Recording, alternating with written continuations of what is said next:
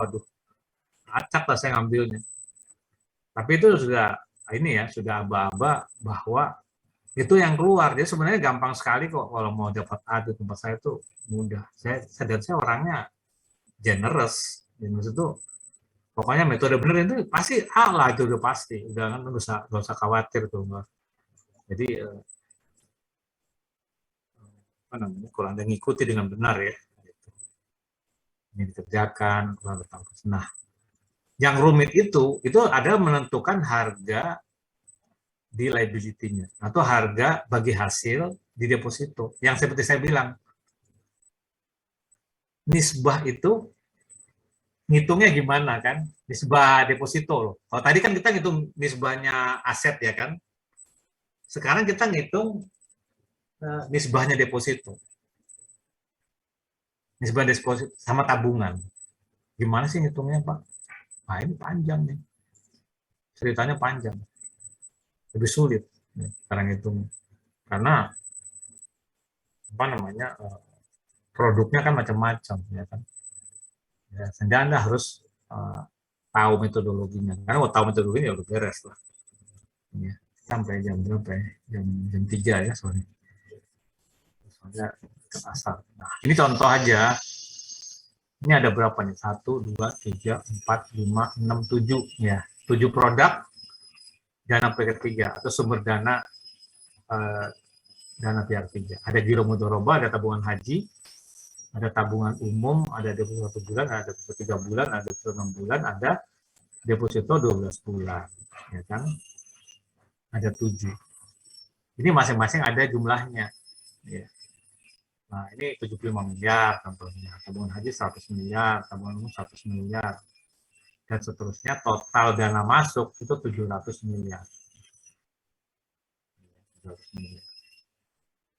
Nah, ini adalah share-nya. Share-nya itu maksudnya kontribusinya gitu. Ini kan 75 miliar, kontribusinya berapa persen dari total dana? Berarti kan dari 75 miliar dibagi 700 miliar, ya kan? Itu dapat 10,7%. Kontribusi dananya 10%. Kalau untuk tabungan haji 100 miliar ya 14%. Untuk yang tabungan umum sekitar 14% juga. Yang 1 bulan 28,57. Nah, tadi kan saya sudah paparkan ya, apa biaya yang utama sebelum kita ngitung biaya yang lain. Itu adalah biaya dana nganggur kan. Biaya dana nganggur tuh kan. Nah, yang di mana adanya di BI, adanya di cabang, sama di ATM. Ada 3 sebenarnya. Yaitu yang kita mau hitung. Nanti Anda bisa pakai metode ini kok. Maksudnya Excel-nya boleh Anda pakai. Ini saya share lagi. Nah, sehingga yang namanya idle fund ini menjadi biaya yang harus kita perhitungkan, ya kan? Contohnya di GWM ini 8%, ya kan? Di cash cabang itu 2%, di ATM 1%. Nah, jadi kalau dijumlahkan totalnya 11%. Ada dana. Jadi kalau umpamanya masuk 1 miliar itu kan, berarti dana nganggurnya ya sekitar 110 juta masuk ke mana-mana tuh. Nah, sehingga ini kan harus dihitung cost-nya kan, atau biaya dana nganggurnya. Ya kan? Karena kan kita nggak bisa pakai dana itu. Nah, karena kita nggak bisa pakai dana itu, maka rugi opportunity namanya. Opportunity-nya tuh jadi nggak ada. Nah, itu dianggap rugi. Karena kalau kita bisa lempar ke kredit, ya itu kan kita dapat penghasilan. Nah, itu disebut hilang opportunity. Tapi itu jadi biaya, dibiayakan gitu. Ya kan, dibikin biaya. Nah, itu. Contohnya yang tadi ini contoh ya. Masing-masing produk itu kan kita targetkan dapat berapa bagi hasilnya tadi saya bilang, target. Supaya kita jangan sampai dapatin bagi hasil per produknya itu lebih rendah daripada bunga. Ya kan? Kita pokoknya targetin, pokoknya namanya bagi hasil Bank Syariah itu nggak boleh kalah aja. Ya, jangan sampai kalah. Karena sampai kalah nih ngomongnya macam-macam. Maunya, waduh Pak, bagi hasil Bank Syariah itu nggak bagus. Lebih kecil daripada bunga gitu kan. Itu nggak bagus. Kurang bagus. Jadi ada keseimbangan nanti ya, jangan sampai juga bagi hasilnya ketinggian kan, sehingga banknya nanti bagi hasilnya kecil, terlalu kecil kan. Nah, tapi ini target paling nggak supaya dananya nggak lari kan. Ini begitu perkembangan suku bunga tentunya kan, kalau suku bunganya turun ya kita turunin. Ini kan kebetulan yang saya pakai ini bunga masih tinggi kan gitu loh. Tapi kalau umpamanya sekarang yang nggak pakai angka ini, nanti kita bisa ada perubahan, nanti ada ini saja. Ini yang dulu ya. Contohnya giro itu kita targetin 1%. Tabungan kita targetin 4%. Tabungan umum 6%. Deposito 1 bulan 7,5%. Deposito 3 bulan 8%, ya kan? Deposito 6 bulan 8,5%. Deposito 7 bulan 7 bulan, deposito 17 bulan itu 8,75. Nah, tapi karena ada dana nganggur, ya kan, maka masing-masing bagi hasil ini itu ongkosnya naik gitu kan. Naiknya jadi berapa? Nah, ini tinggal dibagi aja. Ya tinggal dibagi contohnya giro. Nah, giro itu kenapa 11% Pak dana nganggurnya? Kan Anda tanya lagi kok giro 11%, kok tabungan 9%, kok deposito 8%. Ini juga banyak kesalahan ya. Nanti kalau di ujian tuh banyak yang salah masukin ini. Bolak-balik masukin. Ya kan? Perhatikan ya. Kalau giro itu semua dana nganggur kita masukin. Kenapa? Karena giro itu adalah produk yang paling liquid. Jadi kalau kita ada duit ya, itu bisa keluar semuanya gitu, nggak ada sisa. Pokoknya saya punya giro 1 miliar ya kan. Saya punya utang sama orang 1 miliar, itu saya tinggal tulis cek 1 miliar, keluar semua langsung. Gitu. Jadi nggak ada sisa lah istilahnya. Nggak ada sisa. Tapi kalau tabungan, kan kita ngambilnya dikit-dikit ya kan. Ambil di ATM. Kita punya saldo 5 juta aja, kita nggak langsung ambil 5 juta, pasti ambil dikit-dikit kan, untuk makan, 100 pemakan tuh 12.000, nanti untuk apa, bensin, apa, terus.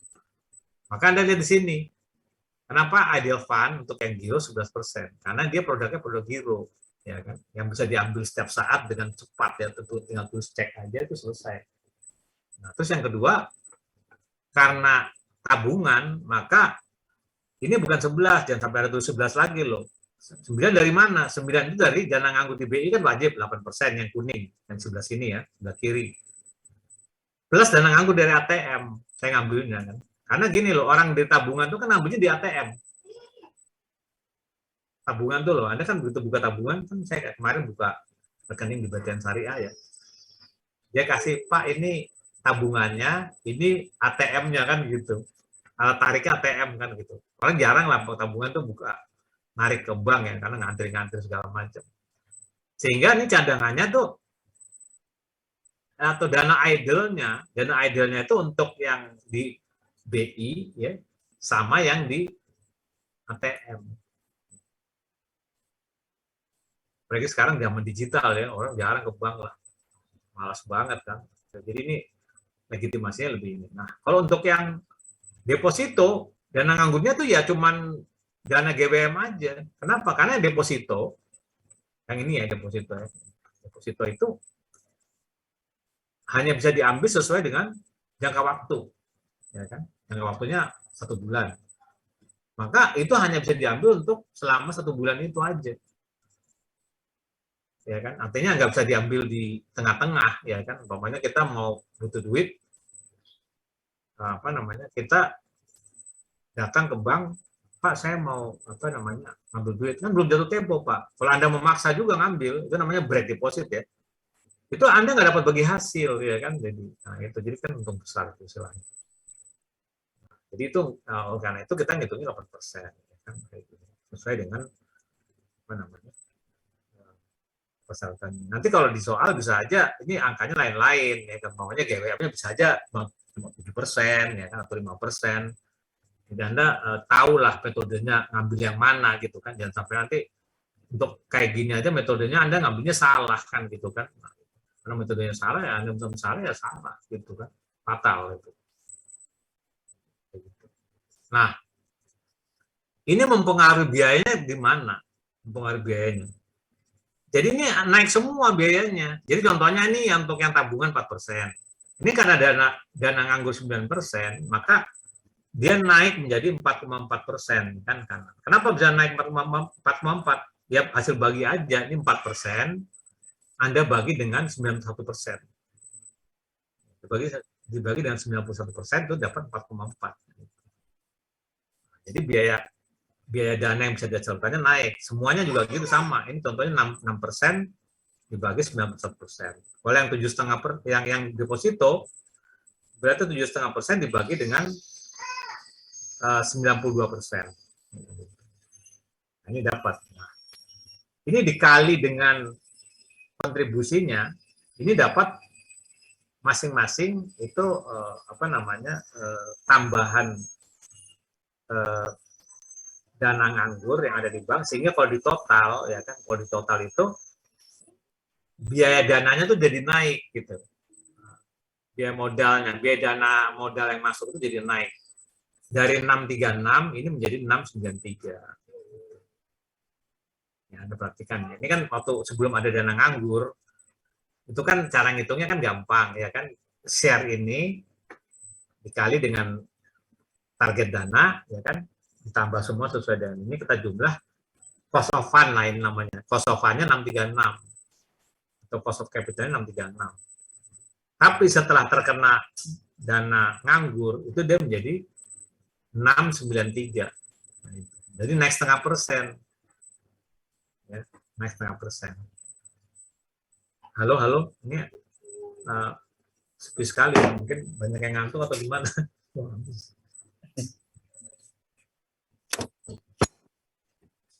93 ya. Lalu Anda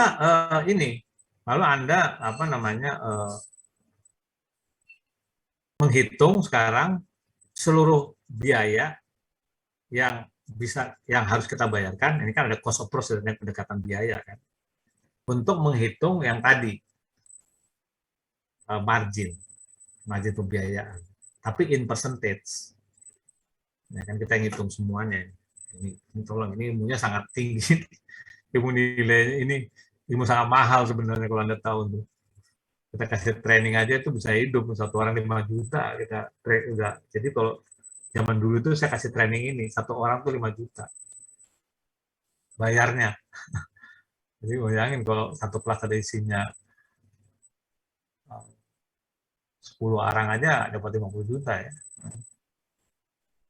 Sekarang zaman COVID apa ya menurun semua lah.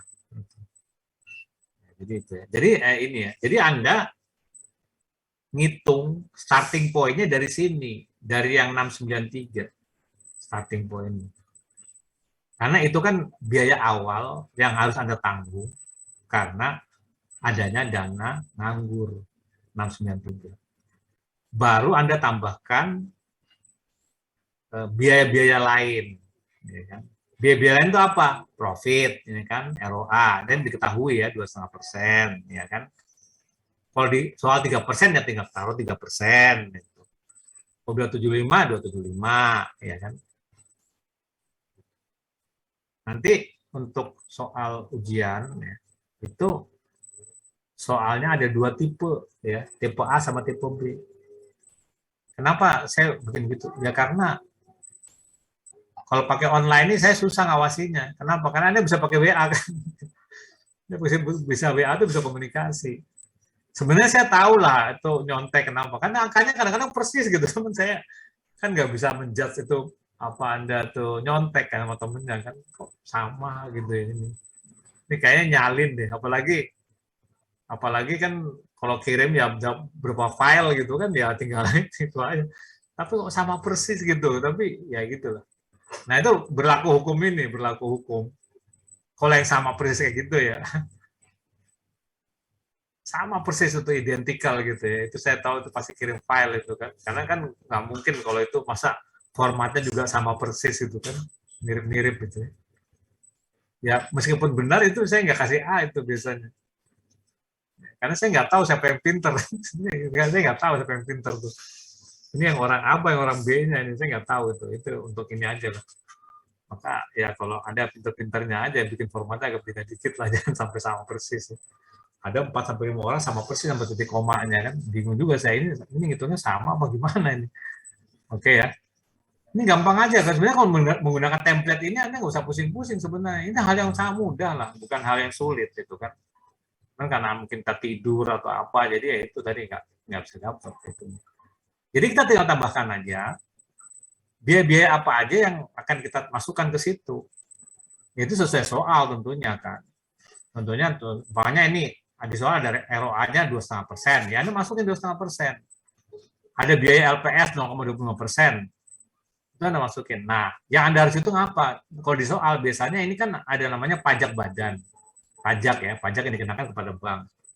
Cuma dikatakan 35%. 35% dari mana ini? Ya kan? Dari mana, Pak? Untuk jadi presentasi. Itu 35% dari ROA. Ini ROA. Gitu ya. Jadi jangan salah ambilnya. Ya kan? Ini 30% dari mana hitungnya? Nah, masukin situ jadi 0,88. Lalu ada biaya overhead bisa diketahui juga biasanya. Lalu ada biaya kredit macet yang namanya risk premium kan ini ke sebelah kanan nih.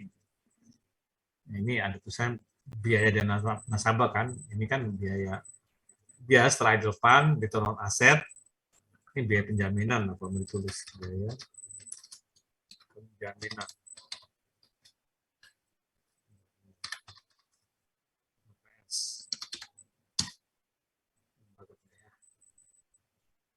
Ini biaya kredit macet di jumlah, ya kan?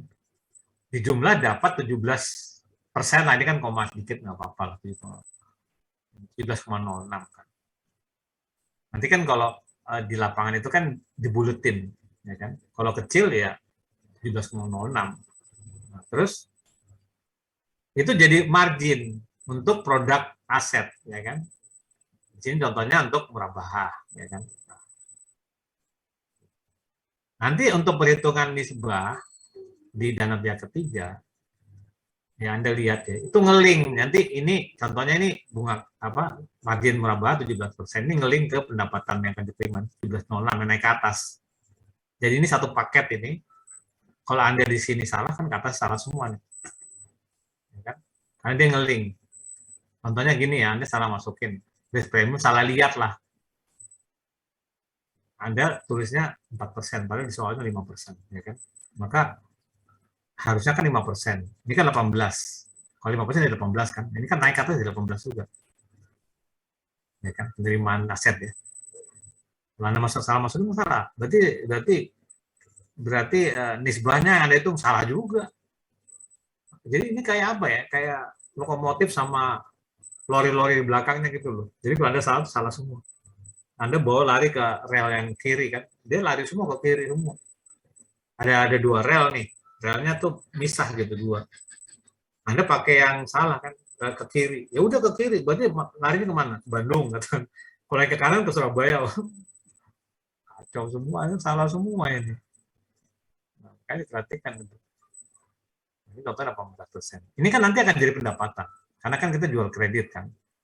Margin itu kan pendapatan. Nah, ini kan nanti kita dihitung umpamanya pembiayaan itu 750 miliar, ya kan?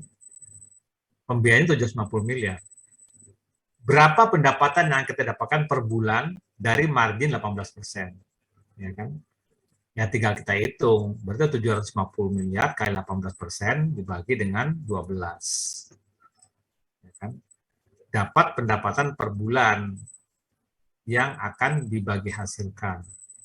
Pertanyaannya, ini mau dibagi semua apa enggak? 11,28 ini. Ya, ini kan tentu kita harus membandingkannya sama dana masuk kan, atau dana yang mau kita salurkan kan. Kalau dia lebih kecil ya berarti proporsional. Nah, contohnya ini yang sebelah kiri. Ya kan, sebelah kiri.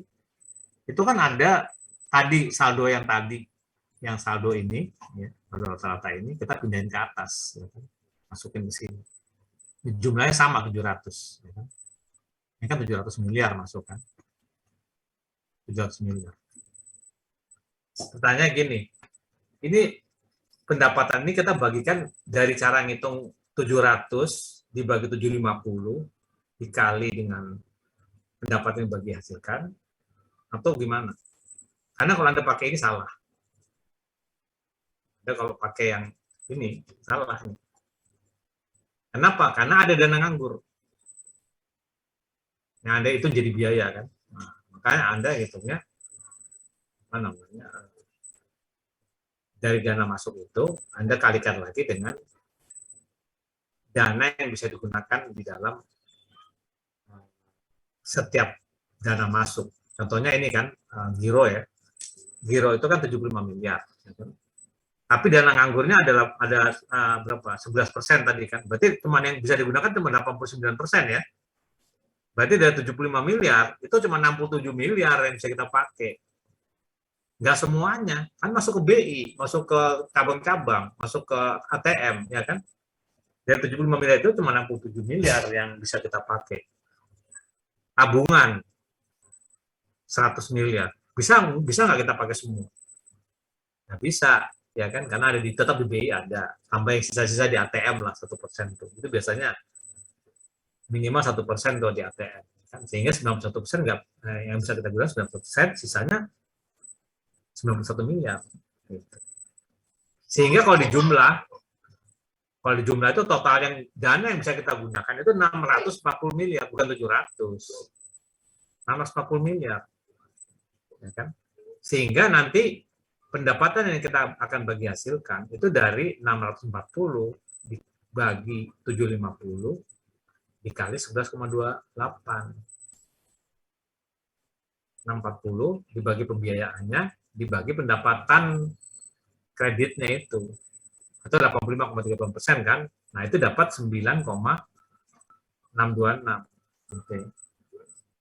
9,626. Nah, itu ini yang mau dibagi hasilkan. Jadi yang kita masukkan bukan angka 11,28 tapi 9,6 gitu. 11,28 ini kan pendapatan totalnya ya kan. Sedangkan porsinya nasabah itu hanya 9,626.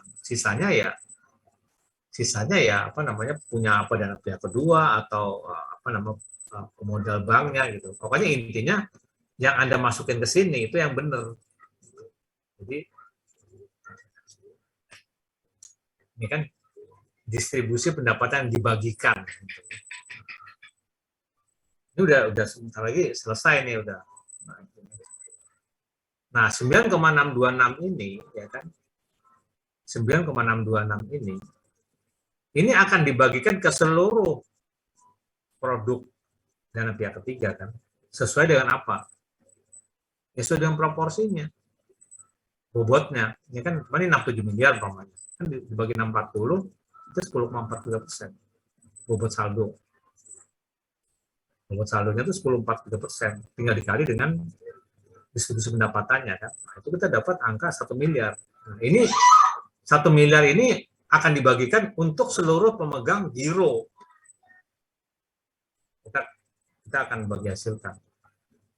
Lalu untuk pemegang tabungan haji itu ada pendapatan sebesar 1,369 yang akan kita bagikan ke seluruh pemegang tabungan haji. Harus habis tuh. Haknya sama bank tentunya kan bagi dua sesuai dengan nanti nisbah yang mau dibagi hasilkan kan gitu.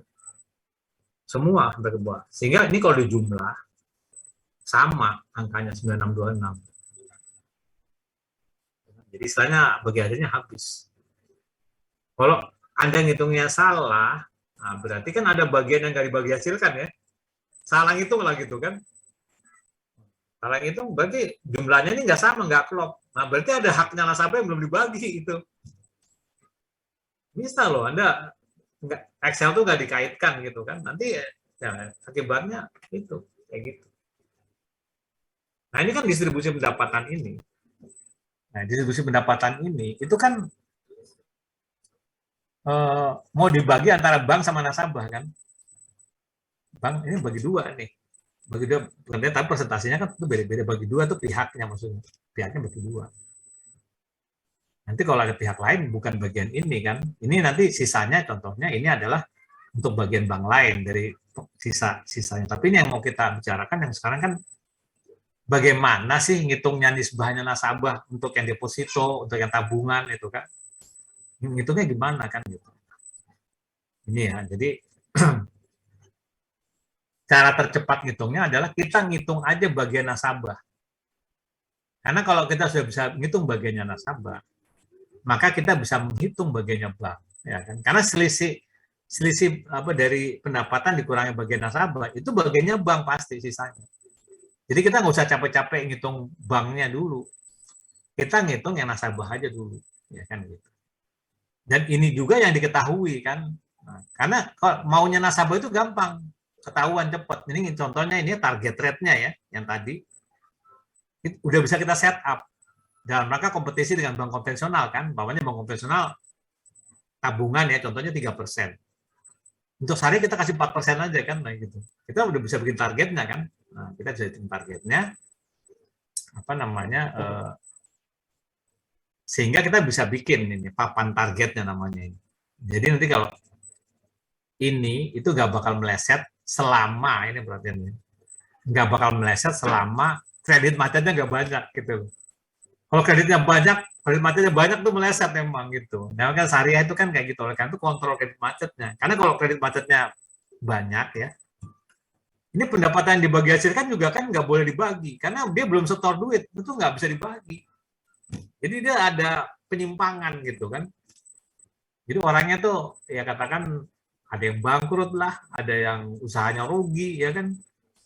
Tapi kalau selama kredit macetnya kecil, nah ini penyimpangannya sedikit. Ini hampir dikatakan ini ya mendekati lah apa yang kita prediksikan gitu kan. Nah, jadi seperti saya bilang tadi, target pendapatan nasabah itu Anda ini apa namanya isi dulu gitu kan. Contohnya ini yang saya gunakan yang gampang tabungan ya supaya logikanya lebih gampang. Kalau giro kan produknya mungkin bagi Anda ada yang apa sih itu Pak giro karena belum pernah lihat produknya tabungan aja lah 4%. Si nasabah kan maunya dapat 4%, ya kan, bagi hasilnya. Itu nominalnya berapa? In nominal itu. In nominal itu kan tinggal dikali 4%, dikali dengan dana masuknya kan. Dana masuknya berapa? 100. Ya kan? Tabungan haji 100 miliar kan. In nominal itu pendapatan nasabah berapa? Jadi 100 miliar dikali 4% bagi 12. Dapat ini.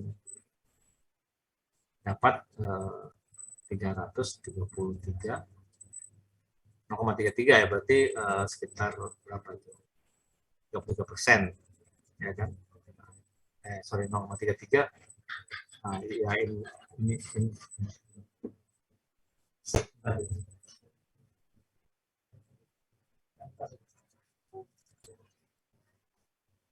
Ya. Sekalian ntar ya sekalian share ininya deh filenya ya supaya Anda bisa langsung live sebentar ya.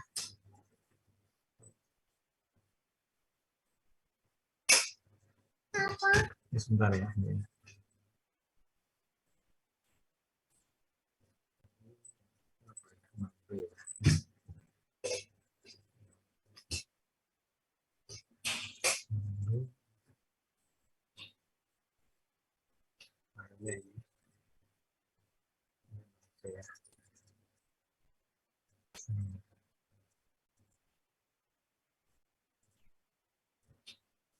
Saya kirim tuh ya di WA group, Anda lihat itu kopi dari nisbah, sekarang itu nisbah ya. Udah terima belum? Halo halo. Sudah Pak. Sudah Pak. Oke silakan dibuka ya. Ya. Itu udah di dalam itu udah sama formula-formulanya. Jadi Anda jangan sampai kehilangan ini. Nanti PR-nya soal dasarnya ini karena terus terang ya kalau di buku-buku ya nggak ada. Anda mau belajar di buku mana aja nggak ada nih pokoknya. Anda bisa dapat dari sini aja. Nggak ada di buku. Buku apa yang mau Anda lihat ya kan? Oke. Nah, jadi ini targetnya. Ini in nominal dapat. Ini kalau 100 ya. Tadi 33.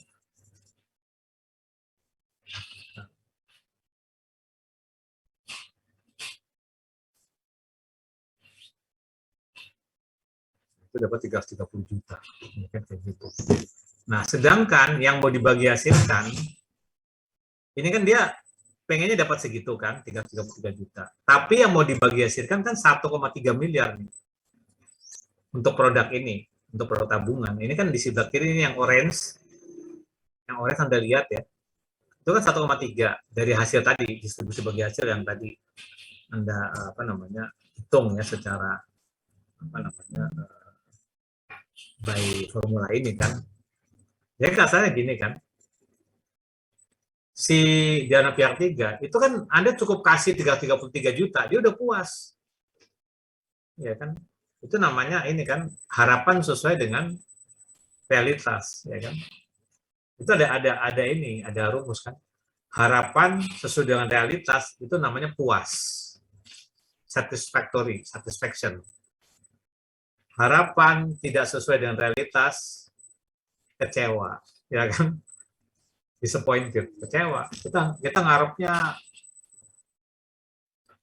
apalah, dikasih orang tua kita itu umpamanya nanti Anda kalau ulang tahun contohnya nanti Bapak kasih laptopnya Apple umpamanya gitu kan. Terus tiba-tiba aduh maaf Bapak lagi nggak punya duit, dikasihnya apalah merek yang rendah. Kan Anda harapan tidak sesuai dengan realitas ya. Nah, itu pasti kecewa. Nah, tapi bisa harapan ya realitas lebih besar pada harapan. Jadi umpamanya nanti kalau kamu lulusnya dari UIN nilainya bagus, Bapak kasih motor deh. Tiba-tiba Anda dikasih mobil. Ya, berarti Anda puas banget istilahnya kan. Puas banget itu bahasa Inggrisnya apa? Delight. Delight itu Anda pokoknya nggak kira. Itu berlaku untuk semua orang. Asal Anda mimpinya itu dulu ya. Anda wah sudah senang nih, pokoknya dapat NMX. Ada nggak orang yang maksudnya kebalikannya kan nggak mungkin. Anda dijanjiin NMX, dikasih mobil jazz, terus kecewa dia. Nggak mungkin gitu. Saya kecewa, Bapak ngasihnya kok malah mobil jazz. Padahal saya maunya NMX. Enggak. Ini berlaku juga di sini. Jadi kan berlaku juga. Jadi kalau dia harapannya 4%, ya kita kasih 4% sudah puas dia. Nah, ini akan jadi dasar perhitungan nisbah yang mau kita kasih ke dia. Ya kan? Dia pengennya 333 juta nih. Nasabah-nasabah ini semua total. Yang mau kita bagi 1,3 kan. Berarti kan berapa persen dari 1,3 nih? Ya tinggal kita bagi aja 0,33 dibagi 1,369. Nah, dapat nisbah. Udah ketemu apa yang mau kita cari. 24% ini adalah nisbah nasabah. Sisanya 76% ini adalah pasti nisbahnya bank. Gitu ya. Jadi itu cerita bagaimana kita melakukan perhitungan nisbah gitu. Nah, contoh ini alatnya bisa tetap kita pakai ya. Contohnya BI bilang turun ya kan rate. Maka kita rubah. Oke, tabungannya jam 4% deh sekarang, BI kan udah turun. Coba Anda lihat tadi kan 24%. Sekarang saya ganti 3%. Nah, saya ganti 3%. Nisbahnya turun nih. Tuh, 18%. Ya. Maka Anda jangan kayak di koperasi, maaf ini, di koperasi ini. Saya datang ya. Itu 6 bulan, nisbahnya sama terus gitu. Saya bingung kan, ini kok nisbahnya sama terus gitu kan deposito. Wah ini bener nih nggak ada perubahan, ini BI udah turun kemana-mana. Itu ketawa deh, ini kan hitungnya pakai cara bunga Pak ya, kacau. Jadi itu ada penyimpangan-penyimpangan. Jadi mereka nggak melakukan proses ini namanya, tidak melakukan proses. Ya, akibatnya bisa jadi riba. Nah, jadi ini cara ngitungnya ada sama semua untuk yang lain, tinggal Anda bagi aja realitas sebagai harapan, ya kan? Nah, tinggal dapat ini semua. Nah, ini dapat nisbahnya. Jadi ini sudah ketemu dari mana Anda mendapatkan nisbah, ya. Oke ya. Ini saya kira maaf nih saya mau akhiri karena saya ada keperluan nanti sekitar jam 3 ya. Jadi ya apa namanya? Ini saya kasih PR aja. Kasih PR. Pakainya alat ini ya. Pakainya alat ini.